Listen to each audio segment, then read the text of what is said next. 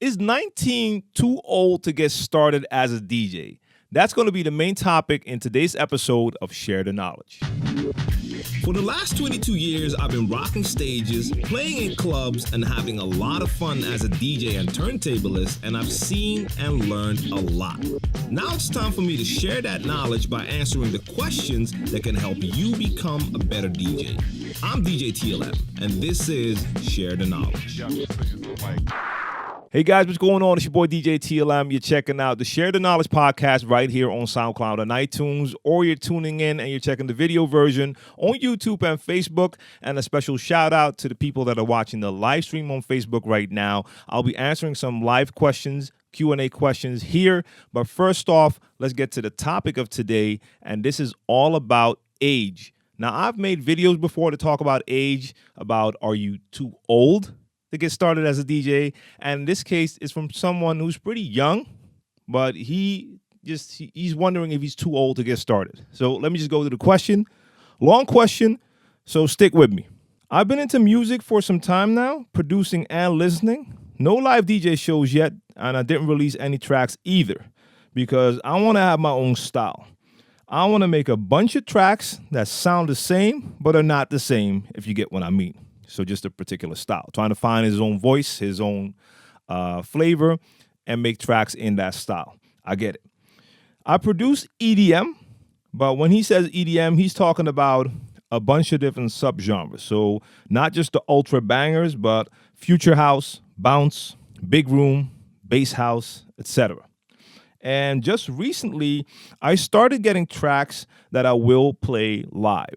So he's been producing for a while. He's starting to find his sound, and he's thinking about playing as a DJ and playing his own tracks. All right. So the question is, as I am 19 years old, do you think it's too late to get into this business and keep working in shadows until I get my own style that I'm happy with and until I train enough so I can DJ smooth?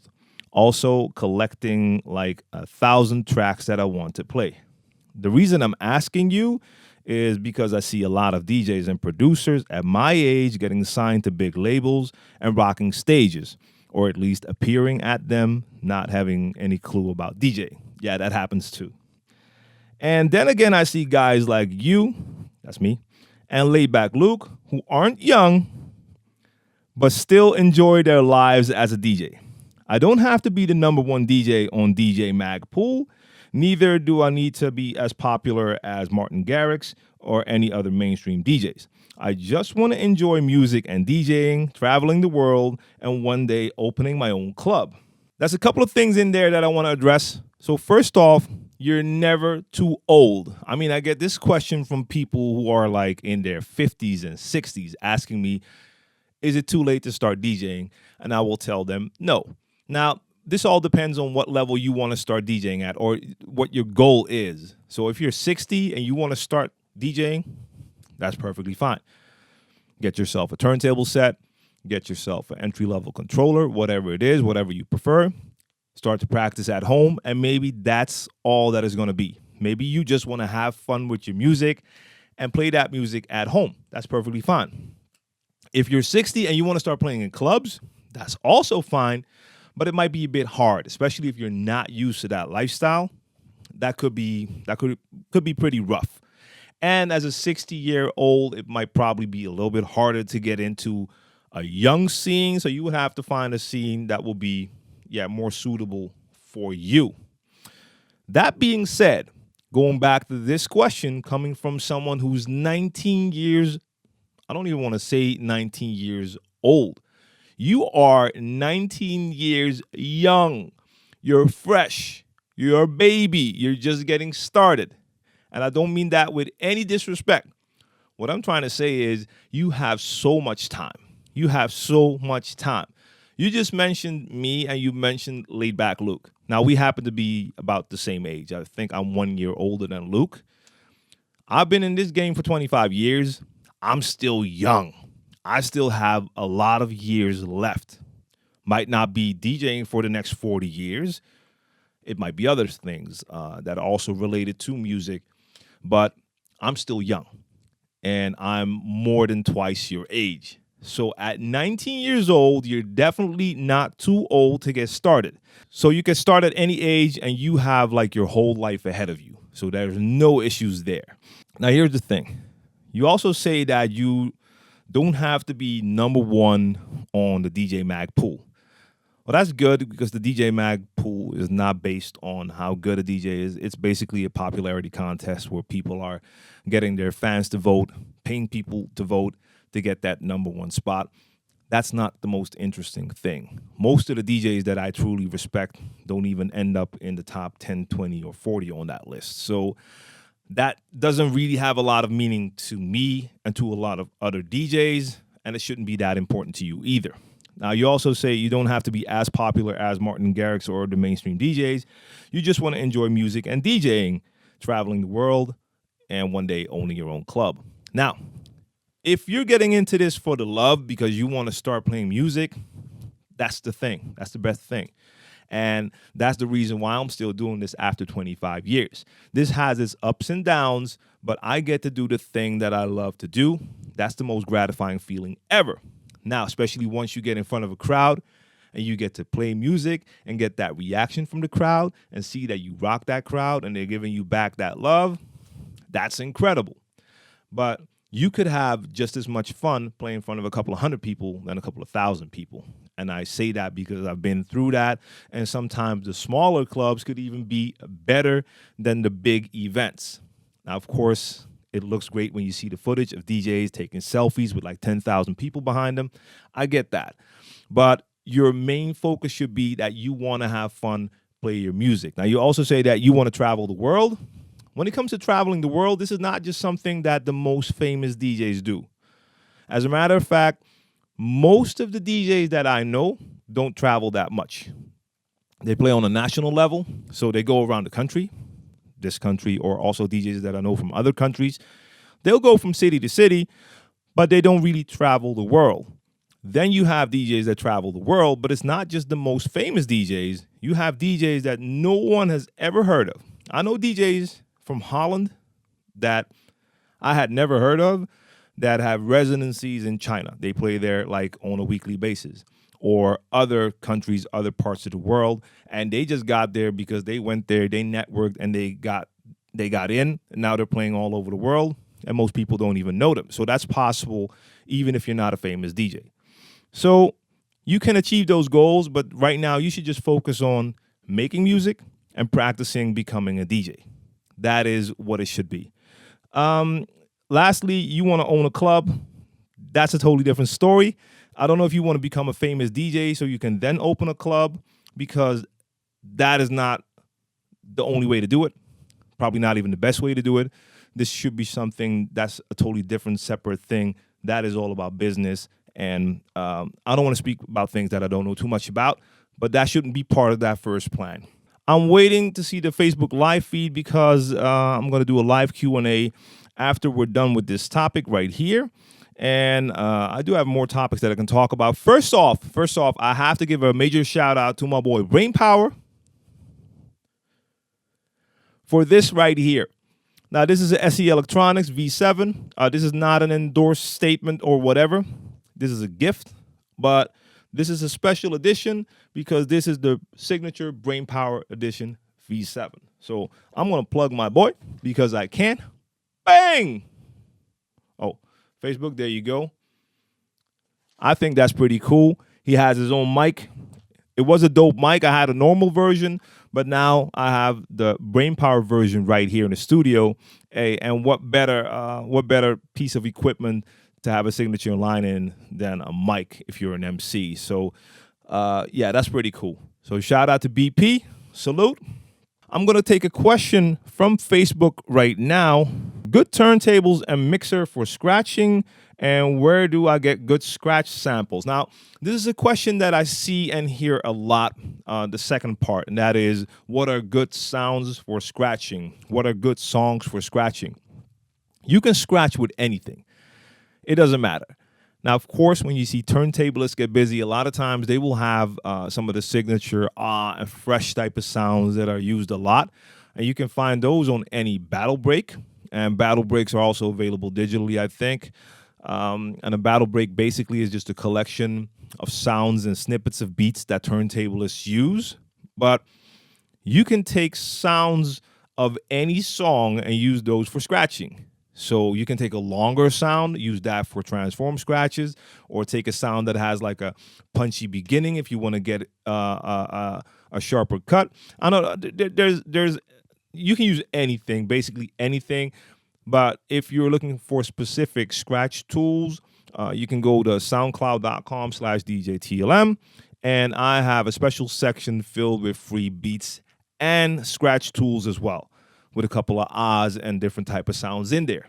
Now, you also want to know about good turntables and a mixer for scratching.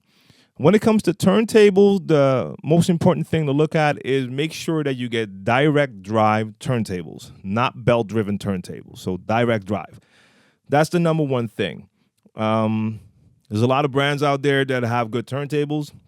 You have the Classic, the Technics, you have Vestax, you have Newmark, you have Pioneers, PLX 1000. Those are great. You have Stanton turntables. They make great turntables. Reloop has some good turntables. Plenty of brands out there. Direct drive, that's the most important thing. When it comes to mixers, you could scratch with basically any mixer. You just want to make sure that that mixer has a crossfader. But of course, you have a lot of specialized scratch mixers. And in most cases, they will have better crossfaders that were made specifically for scratching. If you listen to the podcast, you cannot see what I'll show the camera right now, so you'll have to go to YouTube or Facebook to see it. When it comes to scratch mixers, this is like a classic right here. Around the crossfader, you'll find a lot of empty space. This one only has this little fader right here, but for the rest, they kept it nice and clean. They do that on purpose, so when you're scratching and doing your turntablism movements, you have less of a chance to bump into all sorts of knobs and buttons that you will find on a normal club mixer. Put that away for a second. So that's what you're looking for in a scratch mixer, but you have tons of different scratch mixers available, like entry level that start at like a couple of hundred, going up to what I use, the S9, that's like 12 or 1500. So it all depends on your budget, and if you're just starting out, if it's just to have a little bit of fun, go for a budget setup. If you want to do this on a more professional level, you plan to become a turntablist, you can still start with that entry-level set and then build your way up later. Oh, that's a good thing to add. Graham says, 19, I took over my city at 36. Just give you an indication that 19 is really young and you have a lot of time.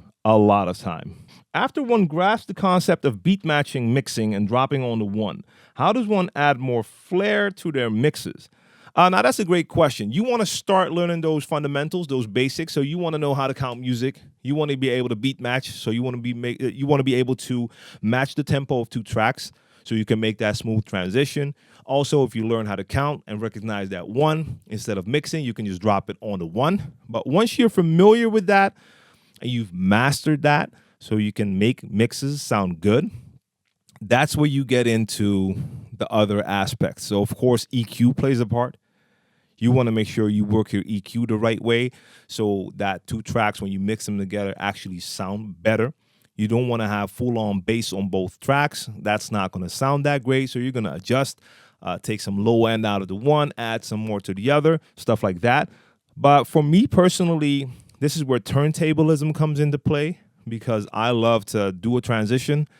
And when I start my mix, halfway through, let's say it's an 8-bar transition, when I'm on bar 4 and bar 5 is about to come in, I might already take that track that I'm about to take out, take that at bar 5, and instead of just letting it play, I'll take that and I'll start to scratch with it for the next 4 bars.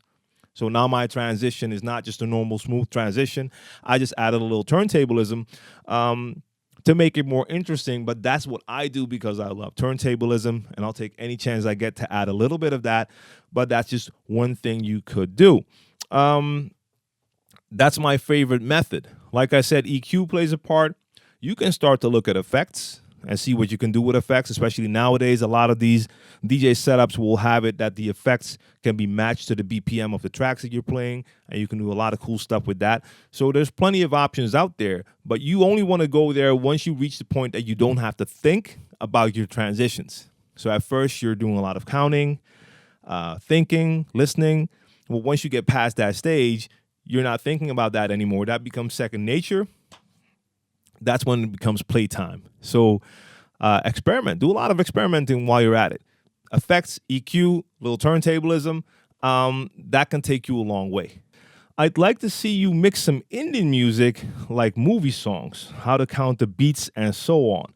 Now, this is a great thing. Like I told you, a lot of times I don't talk about stuff that I don't know, but here's what I do know. I once helped out a neighbor of mine. He's also a DJ, and he had to make like a special edit for a wedding, and this was an Indian wedding, and he had some Indian music. The count on that was crazy. That's all I remember. It was not like your typical structured track like we're used to with a lot of hip hop and R&B and also EDM, where you have these set phrases that are pretty easy to recognize. This was different. Now, I don't know if that's typical for Indian music, so I won't speak on that because I don't know. But as soon as I saw that, that reminded me of that edit, and I was trying to help him out. And I just looked at him like, bro, I'm not sure what's happening here. So we just tried to find a point that would sound logical, but yeah, that was really different. So no, I don't see myself making a video about that, but maybe it's possible for me to find a DJ who has a lot of knowledge when it comes to that. If that ever happens, I'll make sure to connect and make a video. The question is about EDM music genres and subgenres and their structure. How can I really recognize them once I hear any of them without confusion? Any online sources or videos that you recommend? Yeah.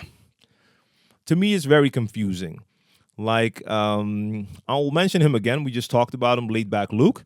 He was talking about this in one of his vlogs, I think a week or two ago, about the different genres, subgenres in house. I thought there were a lot, and there were a lot more than I thought. It's ridiculous. There are so many subgenres, and he was actually showing examples when he talked about certain subgenres.